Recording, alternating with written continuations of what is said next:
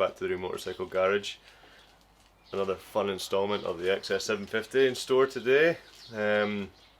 Welcome some of my new followers. Matt from the Dirty Guy Garage had kindly done a video focusing on my garage mishap with the fire. In the last video, there's a link somewhere you can have a little look at, but yeah, that was quite a bit of traffic and traction gained on my channel because of that, so much appreciate anyone that's come over. Thank you, Matt, again. I do have a fire extinguisher, as you saw in the start of the video now, so hopefully no more mishaps. So back to the XS750 today. So we'll few things to cover. We'll get a look at the carburetors. Yeah, we'll get a look at the carburetors. I'm just shaking my head because that was I spent quite a bit of time and money getting those carburetors perfect. They've all been ceramic coated by my friend, as you can see in these nice pre-before pictures. Again, there's another wee video, you can have a wee look at that if you want. But yeah, the garage mishap, the ceramic coated carbs were something that took a bit of kicking, so gonna have a wee look at them. Not entirely sure why the float bowl was leaking. We know it was leaking, so that was yeah, it's part of the reason that fireball happened. Oops. So we're gonna have a look at them. Have a look at some of the other bits that I may have procured for this cheap, shitty, dirty build that's starting to quickly grow arms and legs, and then we'll head out to the bike, I guess, and take the cylinder head off and take cylinder block off, and yeah, just get after it today. So it should be a good one. Okay. Not one, but two sets of carbs. So actually these ones are okay. The original McCuney Mark IIs that came with the bike were all vapor blasted anyway. I think they actually ended up being alright because I took them off before the bike got set on fire. I think I've got a reason as to why the bike wasn't running either. We'll look at that when I get outside, but I think it's also probably something I've done. Whoops. Oh boy. Oh boy. So let's have a little look at the Mr. GoPro. So the bikes were completely stripped down. I'd cleaned them, ultrasound bathed them, vapor blasted them, and then they were ceramic coated by my friend. So the ceramic coating is quite a hard wearing coating. Looks like some of the shit's coming off actually. However, these were a complete nightmare to put back together again because they were already separated, so I spent a bit of time trying to get all the linkages and everything sorted out, which was a bit of a pain in the arse. But have a quick look here. That's alright. Obviously a lot of soot managed to make its way in from the burning. A few of the T-pieces have succumbed to, yeah, I think I'll have to split these again, which is a bit annoying. But first things first, we'll have a look at the float bowls because they were the things that were clearly not working properly.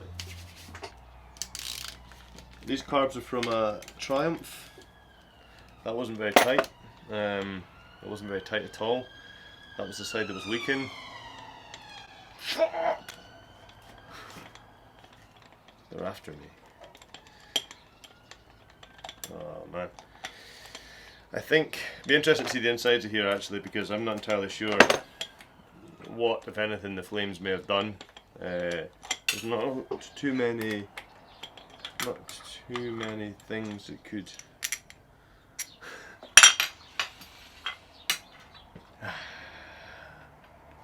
fuck's sake. You know, one of the things that really helps make a gasket work is if it's present. Fuck's sake. Well, at least we know the source of the issue. Every cloud has a fuck's sake. I'll be right back.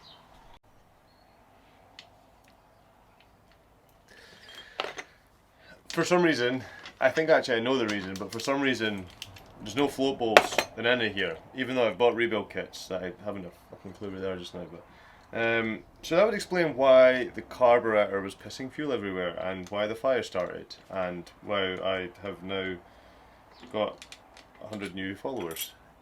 But that's annoying. But I think so. I'd left bits off the bottom of the bike. So that these carburetors are for this bike behind me, which is another XS750 called Panther, which is another thing on my channel. So they were part of that theme's all like kind of nice blacked out, black on black bike, and that's where the idea for the carburetors came along. Yeah, and there's no float gaskets in any of this, which is, well, the root cause of the issue, which is good. But I think I didn't put them back in because I didn't think I was going to be grabbing these carburetors to quickly trial on another bike to try and get something started. I was always going to rejet this, meaning I just kept everything off the bottom end. I think, pretty sure there's even a note actually on one of my whiteboards saying, "Don't use these, you idiot." So, damage wise,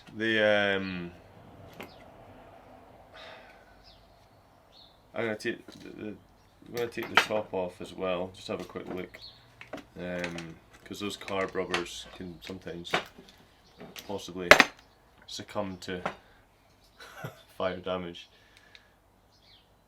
Let's have a look. Let's get Mr. GoPro in here as well. Oh well, that's annoying. Entirely my own fault, which is probably what we thought that was going to be the case anyway.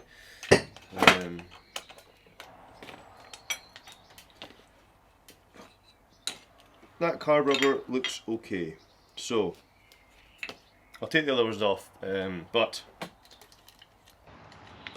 I think we may have got away with it, apart from a few, oh for fuck's sake,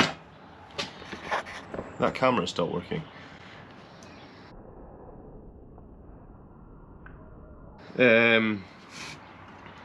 What the fuck? Oh well, no more SLR. That is, I think we've got lucky. I'm going to commit to stripping and rebuilding these. However, for the purposes of getting stuff moving, I don't think I need to strip and rebuild them for this build. Oh shit, the only other thing that feels a bit tight is the that might be a bit shit, to be honest. The chokes, choke me. The choke. Oh, come on. Yeah, there's some white shit in there. I'm not entirely sure what it is. So, yeah, I think I will strip these down, rebuild them, probably off camera. Doesn't need to be on camera that bit. I've already got a video for that. So, and then I'll put these aside. I genuinely think I can get the bike running with the other XS Carbs, the Mikuni Mark IIs. But you've not got an airbox. I know we've not got an airbox, but they should hopefully run. We'll put this to the side and I'll show you some of the other bits. Guess what I found?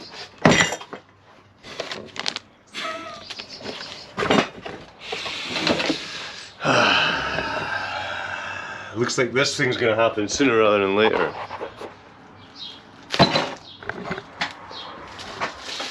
Okay, the reason I was chuckling to myself saying this low-cost build is suddenly growing arms and legs is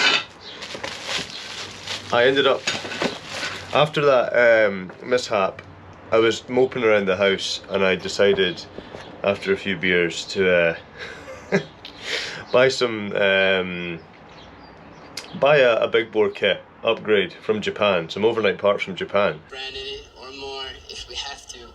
Overnight parts from Japan. We'll put it on my tab, it hurts. And there, this company, Cruising Image I think they are called, I'll put a link in the description, but they have a, they have a website dedicated to, I guess, old vintage Japanese bikes. One of which is the XS750. So they did a big bore kit that takes the pistons, are all in all brings the CC from 750 up to 826.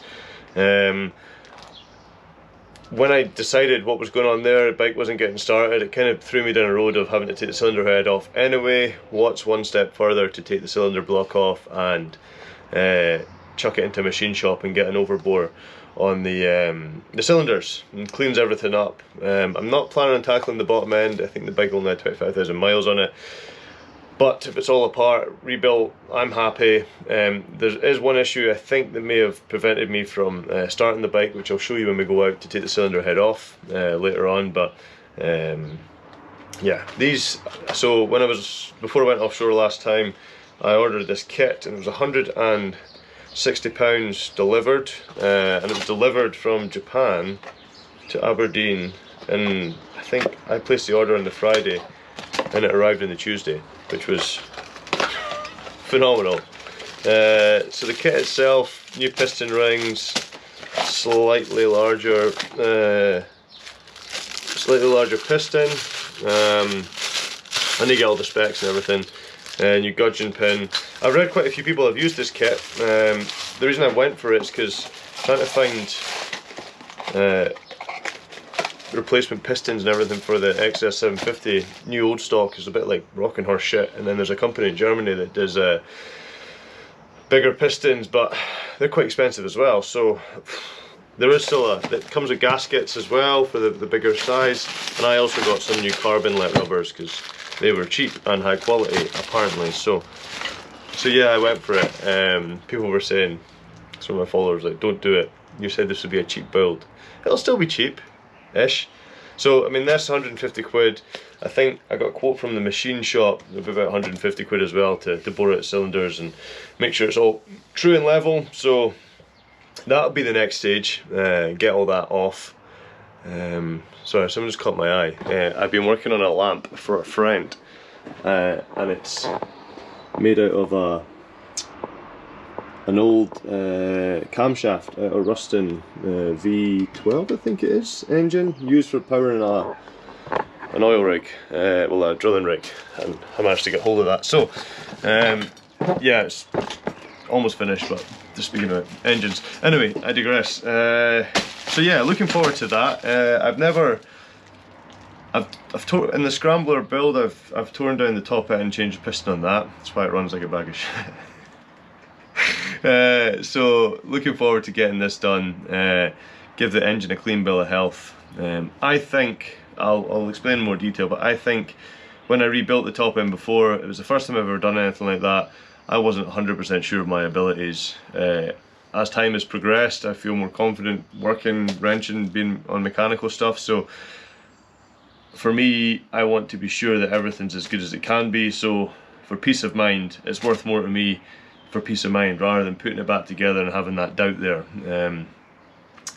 The Yamaha's got a stupid design where you have to split the camshaft chain to take the cylinder head and block off, which is a pain in the ass. So we'll have a look at that as well, but I've now got a chain breaker, so we can approach that. So that covers pretty much everything that's happening. This one behind me I've just kind of ignored just now. Had a lot of other shit on recently, so it's been nice just to get something that I can focus towards and take apart.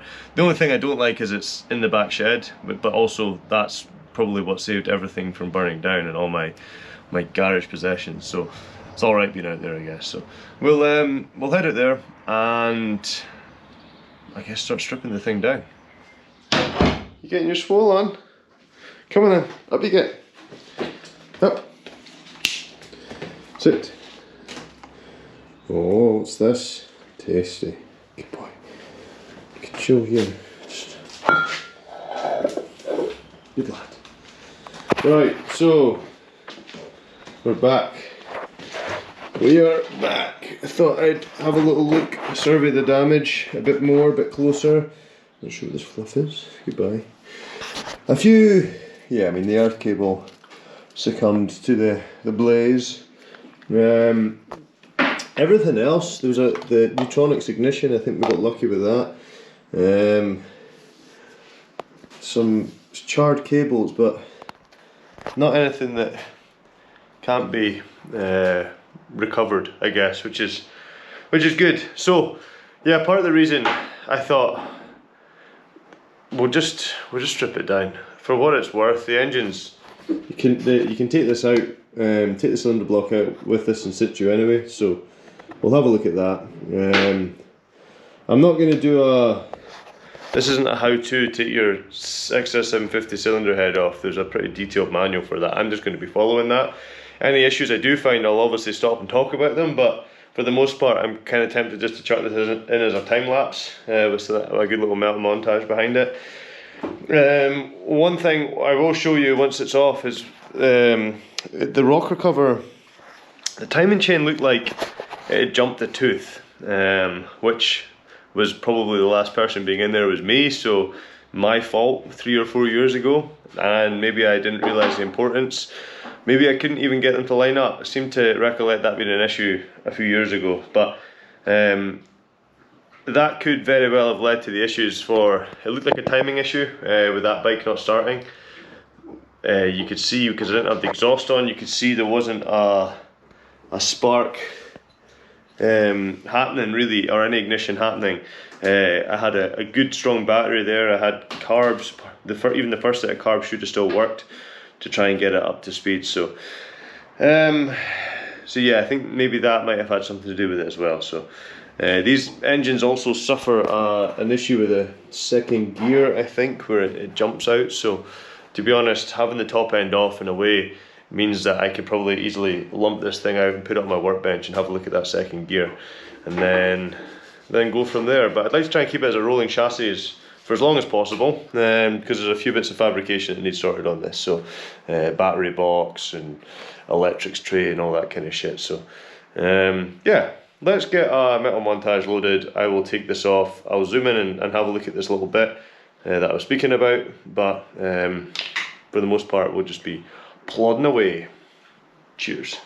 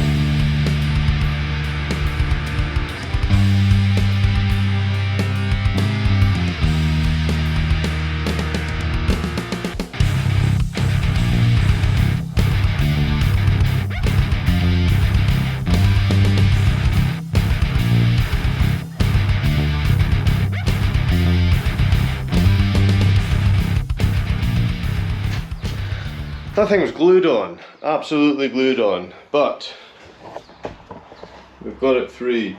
My camera died at the last minute, so I just kept working it with the hammer, and then used a cold chisel very gently, not to break the fins or damage the fins, just to go between because the block was coming with the cylinder head, and it wasn't enough room to try and get it out. So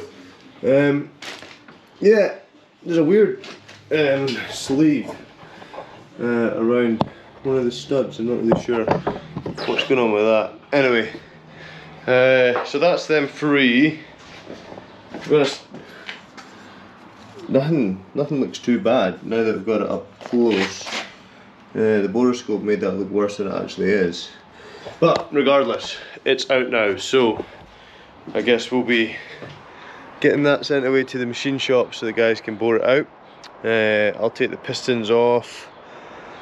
The cylinder head itself, I might as well just, I'll have a look at all that again.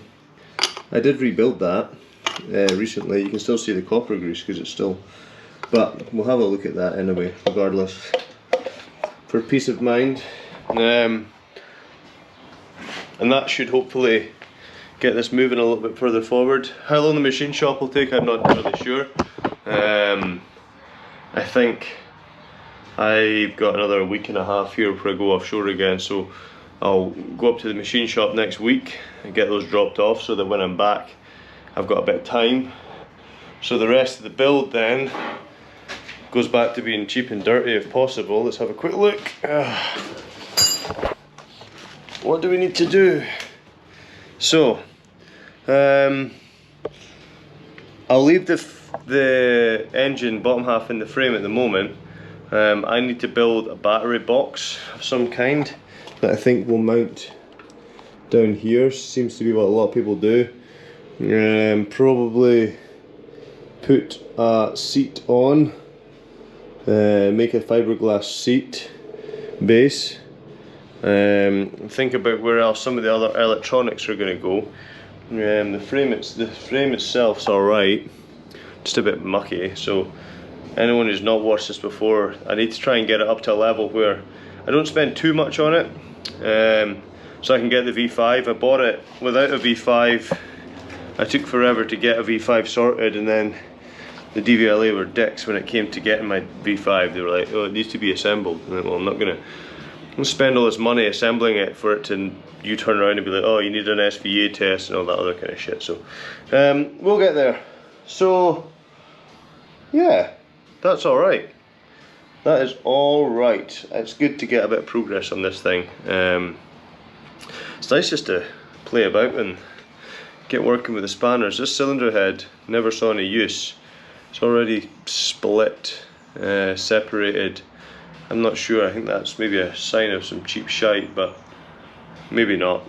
Anyone want to comment, feel free. It's gonna go in the bin regardless.